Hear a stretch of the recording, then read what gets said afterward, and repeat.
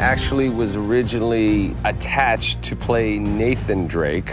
And then as various filmmakers went on and off the film, I was always kind of still hanging around hoping to make the film. And I got the call from Sony saying, hey, we're making the movie. So I was like, okay, great, who's the other guy? And they were like, Tom Holland. I said, what do you mean Tom Holland? I was shooting Spider-Man Homecoming in Atlanta, and I would be playing Uncharted 4.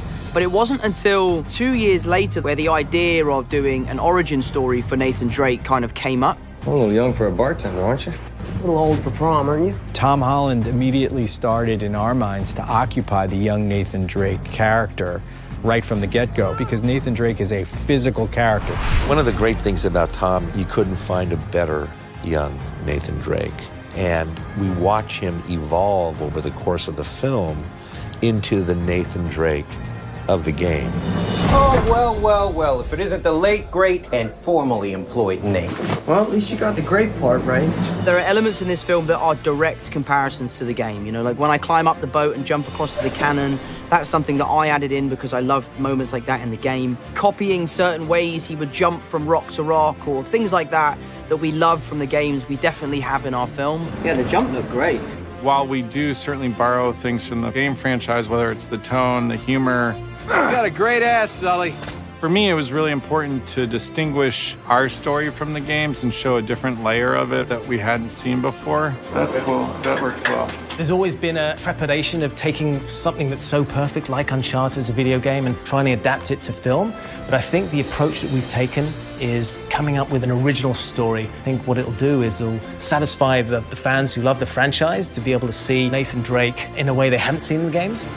The neat thing about working with Tom was that he's such an avid fan of the games in like a real way. It's not just lip service. Like he's played every one of them. He knows them backwards and forwards. So he had a level of commitment to the character and to the franchise that even exceeded my own. There's like an ancient room, deep dial he has to spin around. Nothing to give up, do you? Watch out!